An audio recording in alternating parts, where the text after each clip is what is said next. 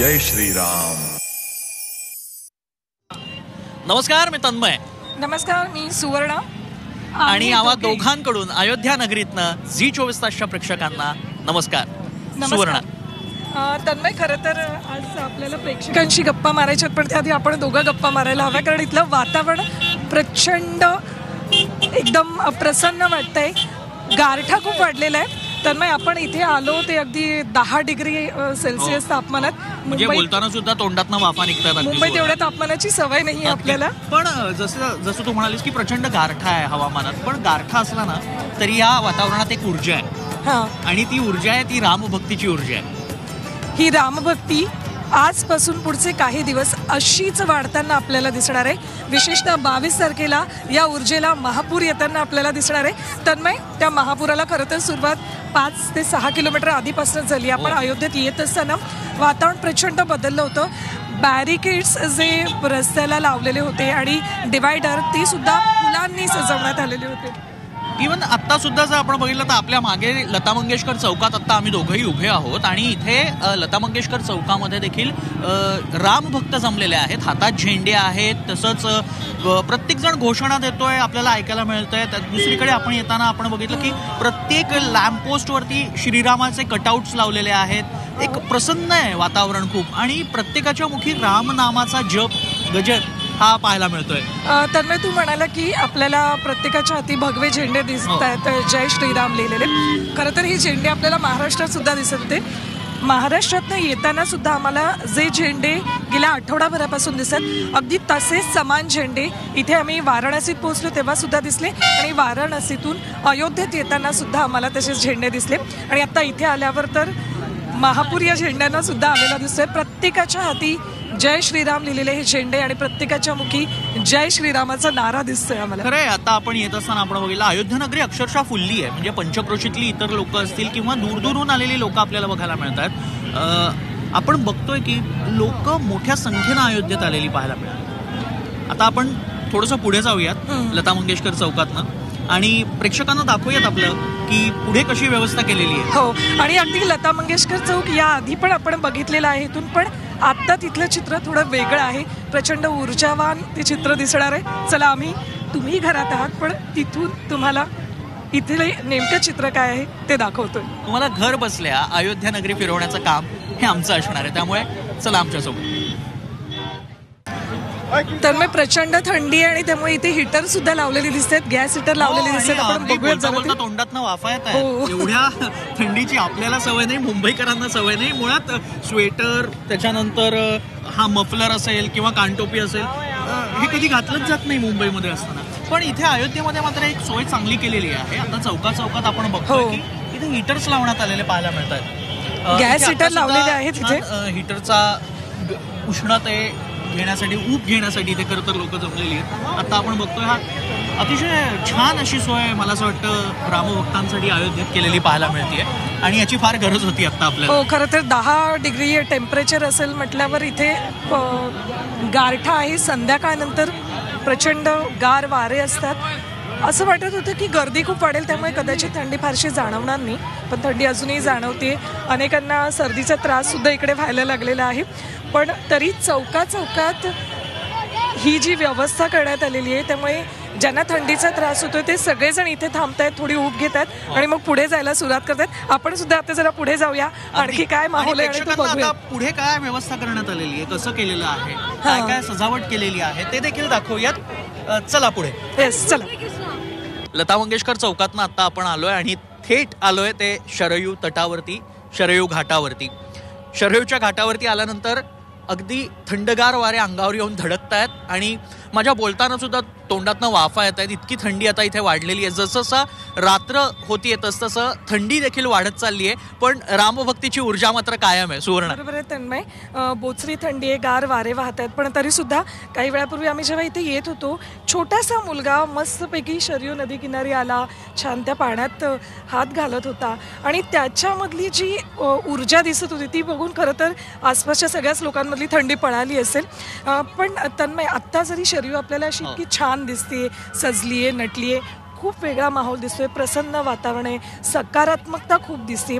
पण 90च्या दशकातली शरयू वेगळी होती, त्यावेळची शरयू लाल झालेली आपण बघितली.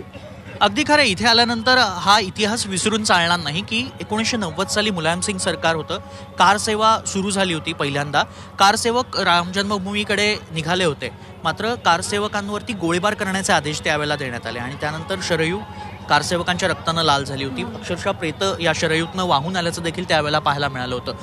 आपल्याला माहिती आहे हा सगळा इतिहास आहे, त्या कटू आठवणी आहेत, पण अखेर आत्ता 2024मध्ये शरयूचं रुपडं पालटलेलं आहे.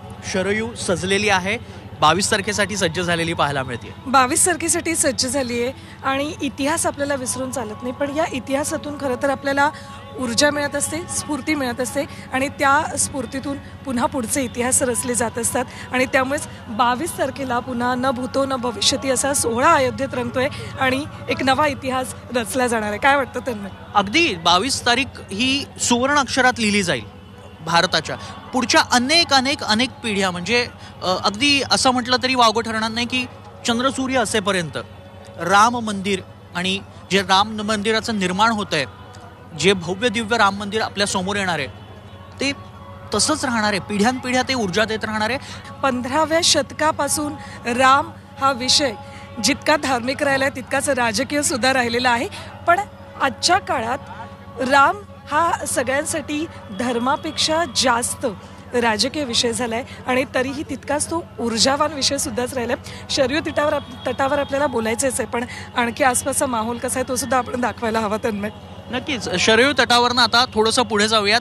पुढे अयोध्येत कशी तयारी सुरू आहे ते देखील प्रेक्षकांना दाखवूयात. चला पुढे. शरयू तीरावर बोलता बोलता आम्ही जरा पुढे आलेलो आहोत आणि इथे तन्मय इकडे आपलं छान भजन सुरू दिसतंय. मला आपण जायला हवं. अयोध्या म्हटलं की आखाडे आले आणि त्यांची एक वेगळी परंपरा आहे, त्यांचा एक वेगळा इतिहास देखील आहे. आता आपल्यासोबत काही राम भक्त देखील आहेत, भजन गातात, त्यांच्याशी बोलूयात. कहाँ से हो आप? हम कलकत्ता से आए हैं, वेस्ट बंगाल. कैसे आए आप यहाँ पे? हम गाड़ी लेके आए हैं. ये लोग भी आए, कारसेवक है. जी नमस्ते. जय श्री राम. जय श्री राम. আমরা পশ্চিম বাংলা থেকে এসেছি, হরিণঘাটা থানা, বড় জাগুলিয়া আমাদের গ্রাম, নদিয়া জেলা. कोई भजन गा देंगे? হ্যাঁ, कीर्तन करता है. हम कारसेवक है, 90 साल से आया. हनुमानगढ़ी से गुली चलता है. हमारे 189 जन रहता है. वो दो हमारे साथी राम कुमार गोरे शहीद करे मारा गया 90 साल से. और बनारस से पैदल से आता है.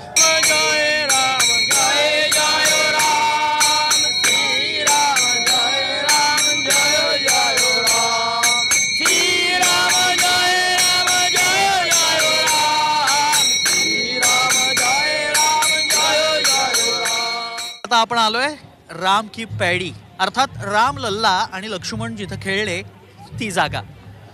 आणि शरयू तटावरती आहोत आपण आणि राम पैडी असं या भागाचं नाव आहे.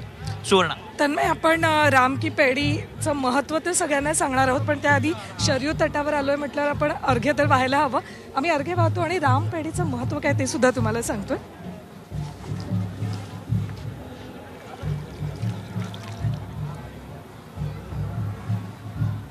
खरं तर तन्मय, मला वाटतं राम पेढी याचा अर्थ मराठी जनतेला आपण समजून सांगायला हवा. पेढी याचा अर्थ थोडक्यात मैदान किंवा आपल्या घरापुढचं अंगण. राम लल्ला ज्या ठिकाणी लहानाचे मोठे झाले, त्यांचे भाऊबंद अर्थात लक्ष्मण आणि भरत यांच्यासोबत खेळले, तो हा संपूर्ण परिसर म्हणजेच राम पेढी.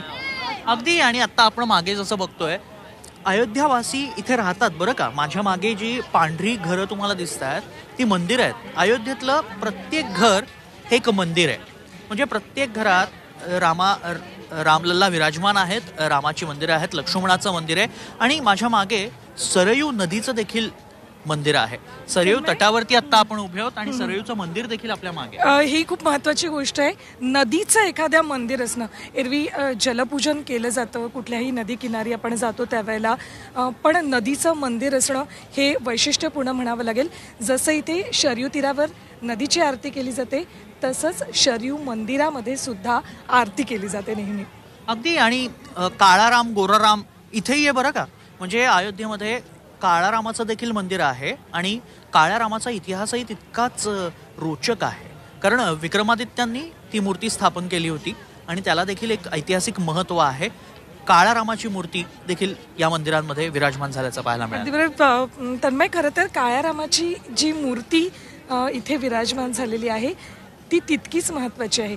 जरी 22 तारखेला सुकुमार रामलल्ला यांची प्राणप्रतिष्ठा केली जाणार असली, ती मूर्ती आपल्यासाठी अत्यंत महत्त्वाची असली, तितकीच या काळाराम मंदिरातली मूर्ती ही महत्त्वाची आहे, कारण ती सर्वात प्राचीन मूर्ती आहे. तसंच गोरेरामाचं मंदिर सुद्धा आहे आणि या गोरेरामाचा आख्यायिका अशी सांगितली जाते की ज्या वेळेला रामलल्लाचं श्री रामाचं विवाह ठरला त्यावेळेला सीताबाई आणि त्यांच्या काही सख्या रामाकडे बघून हसत होत्या की राम तुम्ही सावळे आहात. मग त्यावेळेला सीताबाईसाठी म्हणून रामलल्लांनी गोरा रंग धारण केला अशी आख्यायिका सांगितली जाते आणि म्हणूनच हे गोरे रामाचं मंदिर सुद्धा इथे बांधण्यात आलंय. अगदी. आणि आता आपल्या मागे देखील सुरुवात झालेली आहे. ती 22 तारखेची सगळी तयारी सुरू आहे आणि त्याचीच तयारी सुरू आहे. माझ्या मागे तुम्ही बघू शकता खरं तर लेझर्स लावण्यात आलेले आहेत, प्रचंड रोषणाई करण्यात आलेली पाहायला मिळते. सुवर्ण आपण बघतोय आणि प्रेक्षकांनाही दाखवतोय. लेझर्स सुरू करण्यात आलेली आहेत, मोठ्यांदा गाणी लावण्यात आलेली आहेत, रामभक्ती इथं सुरू झालेली आहे. भजनं असतील, कीर्तनं असतील. मगाशी आपण साधूंसोबत बोलत होतो तेव्हा देखील कीर्तन त्यांनी भजन म्हटलेलं आहे. तसंच काहीसा इथे सुद्धा आपल्याला ऐकायला मिळतंय. एक उत्साह या वातावरणात पाहायला मिळतोय. प्रचंड उत्साह आहे, उत्सुकता आहे ती 22 तारखेची आणि त्यासाठीच आम्ही देखील अयोध्या नगरीत आलेलो आहोत आणि अयोध्या नगरीतनं क्षणाक्षणाचे अपडेट झी 24 तास तुमच्यापर्यंत पोहोचवणारे, घर बसल्या तुम्हाला अयोध्येचं दर्शन घडवणारे मी आणि मला वाटतं ज्यांना अयोध्येला यायचं होतं आता या 22 तारखेला त्यांना येता आलं नाही, त्यामुळे मन दुःखी होतं. दुःखी होऊ नका. तुम्हाला इथलं जे म्हणून पाहायचंय ते सगळं दाखवण्याचं काम तन्मय आणि मी झी 24 तासच्या माध्यमातून करणार आहोत. कॅमेरामन विद्याधरसह मी तन्मय टिल्लू आणि मी सुवर्णा रालोकर, झी 24 तास अयोध्या. पाहत राहा झी 24 तास. राहा एक पाऊल पुढे.